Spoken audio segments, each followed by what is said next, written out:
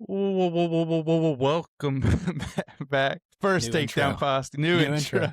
New intro. Welcome back. First Takedown podcast. I'm Alex alongside Hunter Gamble here. Hunter, how you doing, dog? I'm good. We're on the road. I mean, On the hotel road. room vibes. We travel with the mic on the road. That's just what we do. It's how passionate we are about our fans, So I'm getting used to this chair. This chair is a little rocky, Yeah. It's not quite this. The other chair I had at home, it's an office chair, but it doesn't roll. It doesn't. And with the way I twitch and move so much, I need something that's a little more stationary. So Yeah. trying to get used to this, but we're good. We're good. We got wrestling. We got some wrestling tonight, actually. This is Thursday night, and we got some action tomorrow night and Sunday. Probably, I mean, it's not the best weekend of wrestling. Not like, in the past few weeks what it's been, but still got some pretty good duels. And then I would say I'm kind of more locked in because I'm like, this is one of the few weekends I'm home. I'm like, just like not doing anything this weekend. So I'm kind of like trying to lock in a little bit. Yeah, I mean, you're right. We had some really good matches last weekend, and people on the East Coast, got hit with some snow and some ice. Got lots of here in Nashville. Got lots of people are out of power for now. Been like 5 days. Kind of crazy. Literally right before we start recording, my power went out for like 30 seconds, which thankfully that's like the longest it's ever been out over the week. Been pretty crazy, but yeah, I had some of those matches that got postponed on Sunday, so we'll see when they'll put those ones back up. But yeah, like you said, just we're in the thick of it. Had some good ones that happened on Friday. I mean, just to kind of go quick, like highlight of the last weekend. I mean, first of all, I know we don't want to talk about our losses a lot, but we did have that Virginia Tech, which was that was the solid. Posted the video and said cash it, and they didn't deliver. It should have been. There was a couple losses in there, right? Sonny Sasso, not to name names, but Sonny Sasso and didn't get majored, and there was somebody else that lost. A couple close ones. Yeah, Sasso wasn't the one I was even that upset about. I mean, Angelo Posada's tough. I thought Sasso would win that, but I thought they had a ton of opportunities to win matches. They ended up losing a match at 184 that they were favored in. Jaden Bullock lost. They lost a match at 141 that they were favored in with Tom Crook losing. Yeah, I mean, overall, not the best. I think you stick by the process there. I think the process was right. I think, figured you probably are the favorite at 25. Feel good about Seidel. We had some I think there was some pretty strong intel that Dylan Campbell was out for the year, and that said either way Seidel was going, right? Yeah. So, and you felt pretty good about where he was. Now, maybe didn't expect a 12-0 win against Tyler Knox, but definitely expected him to look good and continue doing what he was doing. So, yeah, and that he almost picked up a Tech there too. yeah, I think that was cool. That was a big highlight. I mean, another thing I would say from that the Big Ten matchup, that Nebraska Iowa kind of showed up. Yeah, I think after that Penn State match, they showed up ready to wrestle Nebraska and squeaked out some wins and lost some close ones too. It was pretty crazy. Yeah, so I kind of had this thought process with Iowa 2 weeks ago when they were wrestling Penn State. They had the loss to Ohio State earlier in the year, and then they lost to Iowa State, and they took some bumps, and people were kind of down on them. They lose in Dean. They're just kind of going through some pains. Drake had looked bad, and some of their guys had looked bad against Wisconsin prior to that. And I was just like, man, you're going to give me Iowa plus 26.5. Like, they ended up being wrong, right? The line was wrong. It was incorrect, and Penn State won 9 of those matches. But I just don't feel like that team is bad in any way. They have some really good pieces, and they ended up showing up and taking out the Cornhuskers, who ended up being second last year at the national tournament. So I think that the process there was correct. Maybe just a little bit. I was a little bit early with the Hawkeyes, and probably should have taken that thought process into this past week when they showed up wrestling Nebraska. So even without Angelo Ferrari. So yeah, you're right, and they showed up, and I think now is the time that we'll probably start seeing Iowa hopefully still keep hitting their stride, and just a little week late, but dude, they came out swinging and trying to score points, and I think they took that Penn State loss personally for how they I think didn't so show too, up in that one. and they've got Minnesota this week, and as we know, that Minnesota team is an interesting one. They took some lumps last weekend to Ohio State, so they're going to come in here against Iowa and put up a good fight. And I think there's some decent matchups in that duel. We're not going to really dive in too deep into that one because there's some other great duels this weekend that we're gonna get into. Don't have much on DraftKings as far as lines for this week right now. They'll probably honestly be rolling out as we record. That's just kind of how it goes. They've just been getting a little later and later when they put stuff out. And typically it's been Tuesday, Wednesday, and now it's looking more like Thursday, Friday before they actually release some lines. So I think maybe that's okay. Maybe that's okay. Yeah. Maybe we need a little. Maybe it is. Maybe it is. Yeah, little break. Maybe this isn't the week for it. It's all right. We good. But I'm gonna be home all weekend, so I gotta do something. So Circa posts some wrestling lines. So I'm wondering if DK is just waiting a tad bit before maybe Circa and some others put theirs out there. They probably honestly don't care. It's not a market they really even care about. Yeah. But there's got to be somebody that works there that does something around that.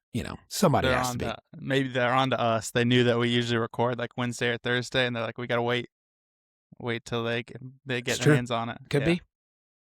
But we can't prove it yet. I mean, still some good wrestling this weekend. I mean, I would say Penn State, Nebraska probably headlines it in terms of just highly ranked teams. But the two duels I think I'm most excited about is this Virginia Tech NC State match and then this Oklahoma State Iowa State match.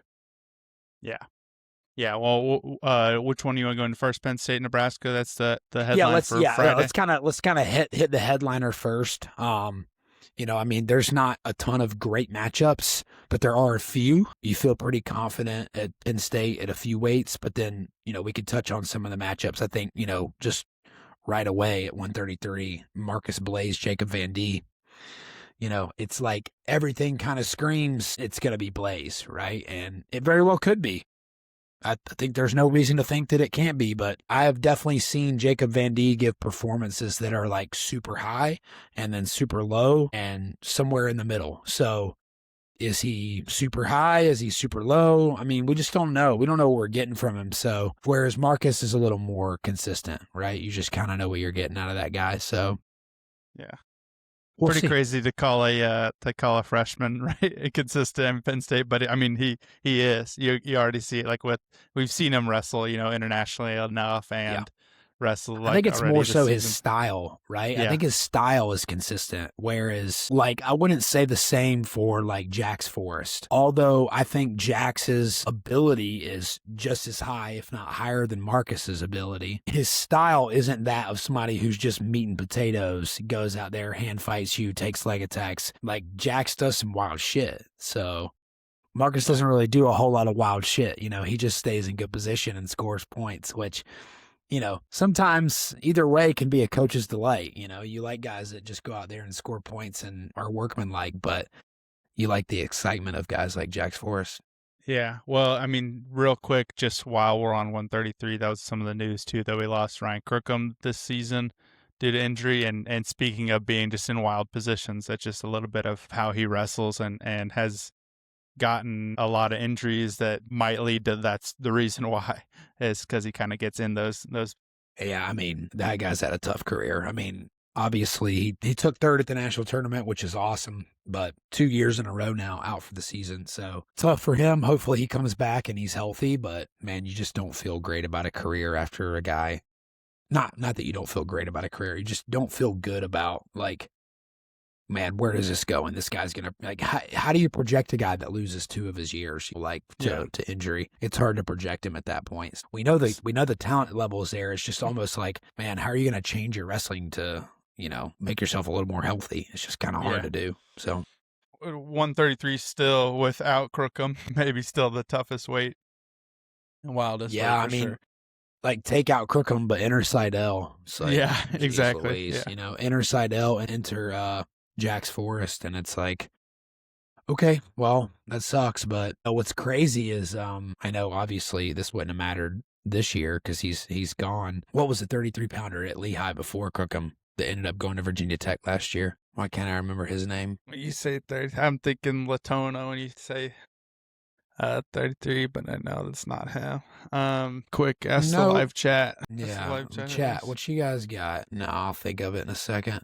You're good. You look at that, I'll start going into the next week because I think this is a pretty, I mean, don't necessarily think Nebraska has a chance of winning this match, but this is a good toss-up match. I still think, even though Brock Hardy is a really good wrestler, this is going to kind of see Connor McGonigal. McGonigal. There you go. You got it. Yep. Now you can sleep tonight. So what I was going to say is that he ended up placing last year at the national tournament, but he left to go to Virginia Tech partially because of Crookham being the starter. And now, it just sucks. It's like, could McGonigal have still been there last year? Could Luke Stanich, would he have been the 30, because he was a 25 and now he's obviously a 41, but did he make himself bigger to get there? It's just it sucks. You have this really talented guy and then he's not scoring you any points at the national tournament. Yeah, you're right. Well, started going into for a second, but this Brock Hardy versus Braden Davis match. No, you're good. I just think, I think this one's important, really, to kind of see where these guys are at in the Big Ten rankings. I mean, obviously you got Jesse Mendez, who's still going to be top of the Big Ten right now, but these guys are fighting for that Big Ten finalist spot a little bit. And I mean, Braden Davis, bumping up, wrestling. Well, he didn't think he was going to be wrestling. So this is a big match for him, too, to kind of prove himself. Had that 1 point loss to Nasir Bailey. But I think those guys are kind of all right in the mix and could kind of go back and forth, those three, Bailey, Hardy, and Davis. I mean, Brock Hardy's been there the longest, right? And he's also 28. Yeah, I mean, I think Brock Hardy's shown that he is a level higher than those guys in the past. Is he still there? I don't know. Mm-hmm. I think if you're Brock Hardy, you need to go out and show that you're that same guy. Maybe he's not. I don't know. I don't know why he all of a sudden wouldn't be. I don't really think that Nasir and Braden are at the level that Brock Hardy's at. I'm not saying that that's my personal one.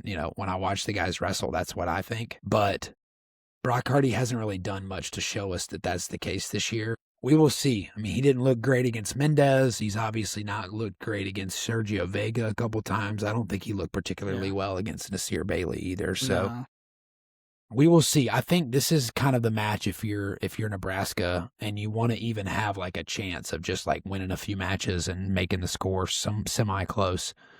You got to have Brock Hardy. He's got to show up in this spot, and you got to kind of put this one.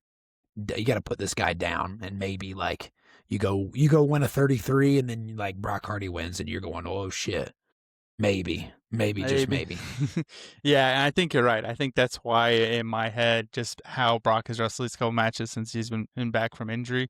But hopefully, I think this is the one that hopefully is going to be a turning point either way. Hopefully it's in the right direction for him. But the other interesting one, I mean, I know we've got Van Ness and Lamer at 49, which that's not as much of an interesting match until you get to 157, which I think will be a lot of fun. Is that PJ Duke and former NCAA champion Antrell Taylor? Yeah, and I mean, this match happened in freestyle, and PJ barely scraped by in this freestyle match, and I think this is a one-score match. I just think this is a very tight match. I think Antrell wrestles this match how he wrestled Rabadou, personally. That's how I think he's going to wrestle this match. Very focused in the hand fight, and then the level changes, and then in the early exchanges, and then try to sting him or win off a ride time point or something like that. Because I just don't see it being Antrell comes out and, puts up a bunch of points on PJ. I think if anybody comes out and puts up a bunch of points, it would be PJ doing that to Antrell, personally. Yeah, I think you're right. I'm interested. I think that's the one I'm most excited about, too, because I mean, this might be PJ Duke's like highest ranked opponent wrestling so far this season. Am I Yeah. making that up, or is that Yeah, sounding? well, it definitely is his most, if he wins this match, would be his most notable win. He did Mm-hmm. have one other, he wrestled Cardenas, Mm-hmm. but this would be his most notable win if he wins this match. Yeah, yeah, and probably gives you just a little bit of confidence. I mean, Antrell's a gamer, we know that, but beat an NCAA champ Yeah. late in January, you Well, I'll feel say, good. I mean, but if you're looking at it from the other side of things, I mean, what if Nebraska somehow pulls off 33, 41, 57? And after 5 matches, they're up 3 matches. Now, I mean, I'm just saying that's the way you start to look at it from the opposite. You play devil's advocate a little bit. Now they're going to get whooped the next, some of the next few matches. You don't feel great about 65. Minto do anything with Levi? I don't think so, but I mean, he keeps it close. All Red's probably not doing much with Rocco, and then they're getting crushed at 97. And then you're just relying on AJ to maybe win a close, one exchange match, because he just doesn't seem like he has the same sort of ability at heavyweight that he did at 97. Yeah. Yeah, that'll be an interesting match, sure, for the Ferrari and Mirasola. I think something to That's think a about. big clash of styles, man. Yeah, yeah, because he's not attacking and he attacks, but That's all Mirasola does is attack. yeah, yeah. I was gonna say that's one thing that I was thinking about too. Is after Nebraska took that loss to Iowa, they came back on Sunday and had some really good matches and won some matches against Ohio State that maybe you shouldn't have. Like Minto came out and beat Karshla, and then who was the other one? Sorry, I'm getting a public safety alert. Shoot, who was it that got the close win? Maybe it was at 74, 84. I mean 74 was Minto. Minto. 84 all red won and beat That's what I'm Fishback. thinking. Yes, already beat Yeah. Fishback too, which is one that probably maybe people didn't think he was And going to then win. So McDaniel came back and beat either Shoemate or I think it was Geog. yeah, but anyway, so some think about it kind of came back after that lost a couple days, which is kind of fun for that. That Like was a tight Friday, duel, then man. It was a Saturday. really fun duel. Feldman, ends it and wins it for Yeah, Ohio State and beats Ferrari twice, which is kind of insane to think about. yeah, yeah. Now he has the just the 2 losses Ferrari, both to Feldman. Yep. Yeah, yeah, it'd be interesting. The I mean, matchups were pretty good in it that seems one. like that's a guy he's gonna have to beat to like win a Big Ten title or a national title. I don't know. Like, it's kind of funny because Keeter always seems to beat Feldman. AJ beat Keeter, but Feldman beats AJ. But then you've got Mirasolo, who you don't really know where he stacks up. Like, he beat Keeter, but Yeah, is he going to beat a guy like AJ? I mean, I don't feel like he should, but hell, I don't know. He beat Keeter pretty good. So, yeah. It'll be interesting, but I mean, overall, there'll be some really good matchups at Penn State, Nebraska. Those few key ones that yeah. went over. But moving on to that NC State, Virginia Tech. Yeah, let's do it. And this is another Friday night duel that, man, fireworks right at the start. Or maybe not fireworks because it's Ventresca and Robinson, and they just, always have really, close 4-1 matches. So Yeah, fireworks and the start of overtime, probably. yeah, exactly. Just started in overtime. Exactly. Yeah, But, I mean, two highly ranked Ventresca's guys. always been victorious here. So Really? 3 times they've wrestled? yeah, they've wrestled 3 times. Ventresca's won every single one of them. Yeah, and then they'll wrestle, what? Right. 3 more times this season. 2 more times at least, probably. Yeah, probably 2 or 3 more times this year, probably. Yeah.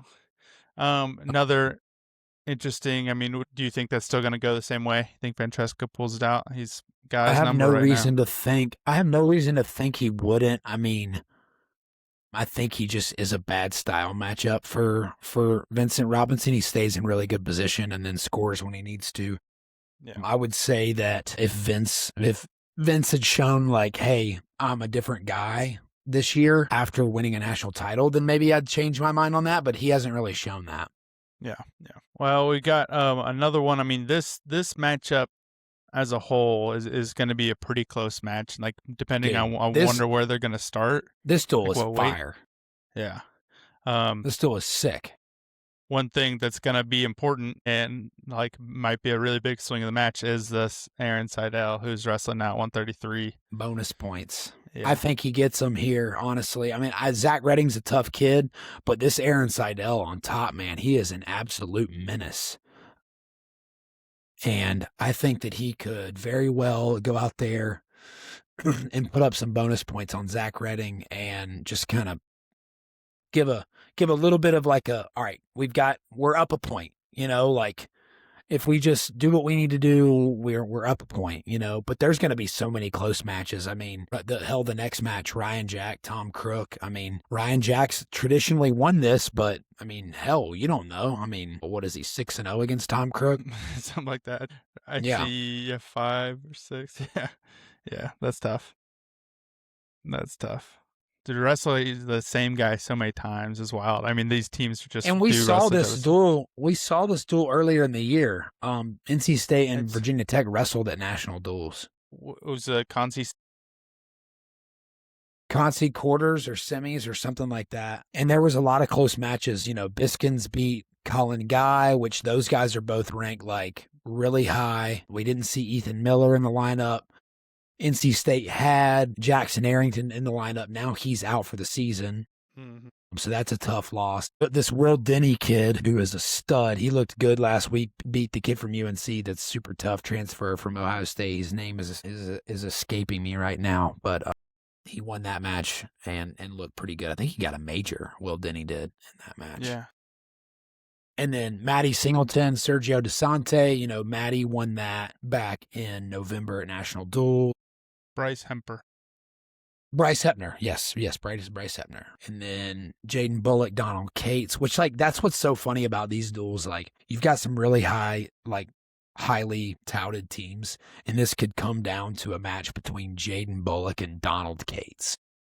Nothing against those guys. Nothing against, these duels are awesome. It's just, like, it doesn't always come down to your studs. Like this Jaden Bullock Donald Cates match is just as important as the Eddie Ventresca Vincent Robinson match.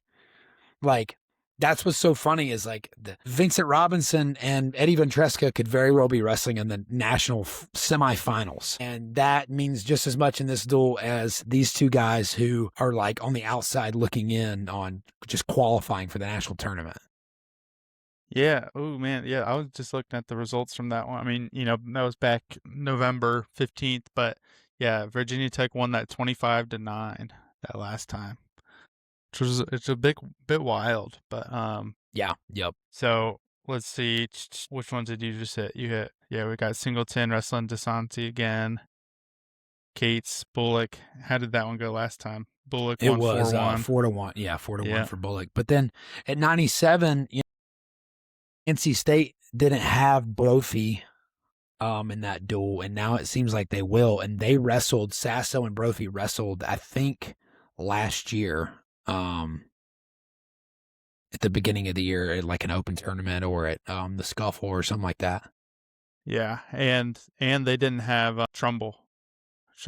Had that last match. That's right. That's Trumbull right. Against Jimmy Mullen. So that's right. And Trumbull's taken that, right? I think traditionally think so. He's beaten him twice. Yeah, and I mean that was a big point swing too. If you think about it, that first time, like he got a Tech fall last time. It's 5 points for Virginia Tech, which this time WrestleStat has it 16-15 Virginia Tech, and I think that's probably pretty close to what it's going to end up being. Yeah, that'd be a good one. What time is that one at? I don't even know. I might have to watch. Yeah, I don't know. Let me check that. What time is that duel? And what is the ACC network? I'm assuming probably. Yeah, I'm sure ESPN Plus, ACC network. Yeah, that's at 7:00 tomorrow night Eastern time, Alex. The real time. Whoa! I'm Central time is the best time. Let's kick it to Sunday. Sunday. All right. The one that we really just have to always talk about the Cowboys. Yeah. This is a Cowboys podcast. We've been letting them slide a little bit. We've talked about Jack Forrest, but we haven't talked about the team as a whole. But now they've got a big duel. Missouri, they took care of business. I took care of business against Missouri. I did say on the pod, I said it. It wasn't my lock, but it wasn't. I was like, hey, It's time to just take the Cowboys. Yep. It's time to You're take right. the Cowboys. You're right. Right off the Sunday. rip, same thing. Same thing as the last duel. Troy Spratley, Steve O'Pullen, bang. Love it. 2-1 match back at the national tournament. Close match. I think the kids know each other pretty well from their time in New York. So I think there was a picture going around of them two in Mohawks back when Steve O'Pullen was like that crazy Mohawk kid. Yeah. Yep. I remember that. And then, can we get a true test for Jax Forrest? Can we get Evan Frost, Jax Forrest? I would probably give up watching wrestling all weekend just to watch that match, I think. And that might be a crazy statement, but it has nothing to do with like, I think it's more so of like Jax being the new kid and like Evan just being like a barometer. Like he's literally just like, hey, here you go. Like, here's a top 6 guy. If you want to be like in that upper echelon, this is like one of the guys you're going to have to beat. And like, what is that score? Are we going to feel good about it if Jax wins like 7-6? I think I'm going to be kind of like, man, but like, what if Jax loses, But then like, what if he goes out there and looks like Aaron Seidel did against Tyler Knox? That's why you could tell me what the outcome was to this. And I don't think I would be surprised by basically anything you said. Yeah. And that's what makes it so exciting. It is exciting. I was trying to think the fact of not watching any other wrestling but watching that match. But I mean, that's the thing to think about is this exciting weight class of 133. Evan Frost doesn't get that much love because of all these young guys that we have. And we already come in with this mindset of with Jax Forrest, like, hey, I hope he shows up and puts on some big points. I want a major decision, Like Evan Frost is a good wrestler. He's really easy good to score on, and he is overlooked. Look, I love Evan Frost. I mean, I was touting the Evan Frost train before Nationals last year. I do, yeah, I do remember that. But I love him. But different cat, different guy he's wrestling. But this season is, I mean, not just this season. I shouldn't say that. But like, it's just not surprising for us anymore to see these young guys coming in and being able to score so many points on these guys, these, quote unquote vets that have been around for a bit. And like, you're like, oh shoot, these young guys know how to score points. So I think you're right. I think it could go that way. It could be a little bit close, but I think there's a good chance that Jax scores a lot of points. There could be. I will say Frost has looked good this year. He beat Ayala, which is a nice win. That's his main win of the year. And then he lost to Davino, and he didn't have the chance to wrestle Kyler Larkin in the finals of CKLV. But man, I mean, he's definitely a barometer of this weight. I mean, he's a true test for Jax. It is, and that is his like first like real big test. So it's like, all right, are you with Ben Davino, Marcus Blaze, these other young guys in this weight class? You were just in high school last month, like what are you going to be? So that'll be fun. Maybe you're right. Maybe will switch out to watch. Or how about this? Just for this duel. I think I'd give it up for this duel. Because even though I like Virginia Tech, NC State, like these first matches that I'm about to talk about, like Sergio Vega, Anthony Echemendia. You're telling me you'd rather watch Penn State, Nebraska? No. Nah, man. Anthony Echemendia, Sergio Vega. I mean, again, you could tell me the score was whatever. I probably wouldn't be that surprised by whatever the score was. I just want to watch it. Like, whatever it is, I want to see it. Yeah, interesting style matchup for sure in that one, too. Because I think he's also a harder guy to score on. Yeah.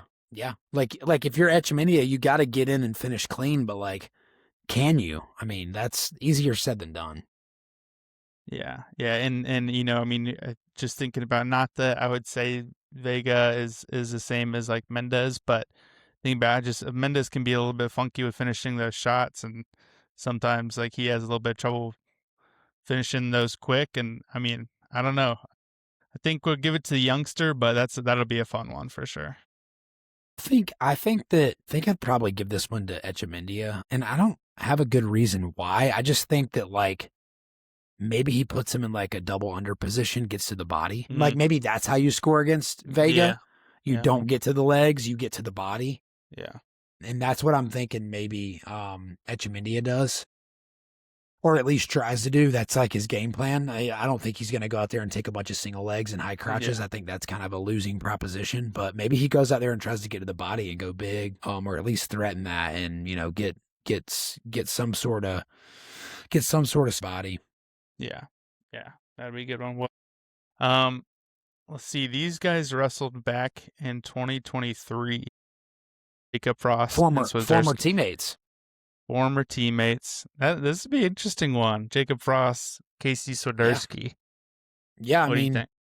I think this is, again, another one that's just about as toss-up as you can get. I think that Frost has shown he was an All-American last year. He's shown he's at that level. He's probably at a similar level to where Casey is. Casey's been kind of up and down, but now he seems like he's hitting his stride a little bit more. I mean, again, just a fun match, man. I mean, like, those first 5 matches, I'm sitting there just like, oh my gosh, this is awesome.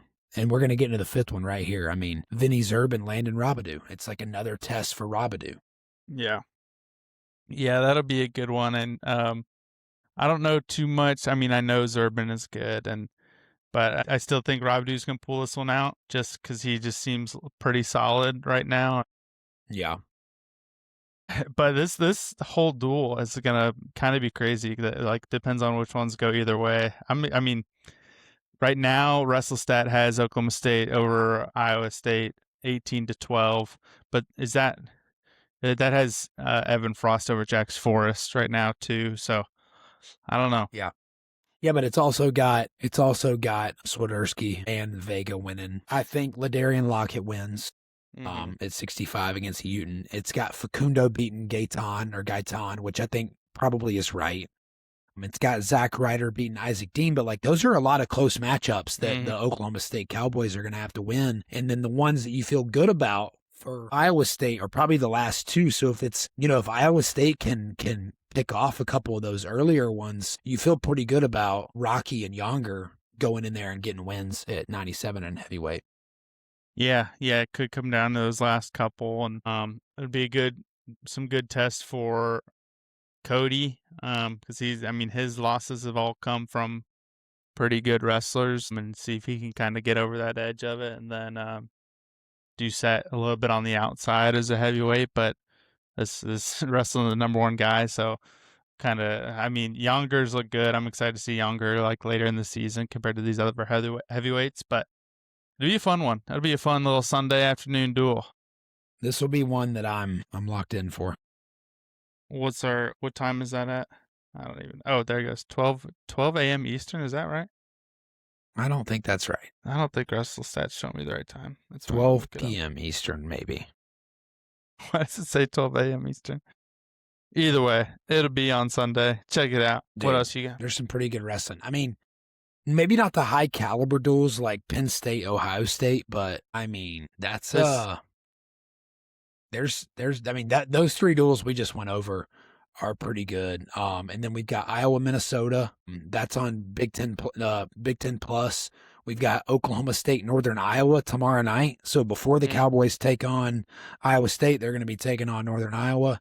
Ohio State, Wisconsin, Oklahoma State, Oklahoma, Iowa State, North Carolina, Pitt. There's some good ones.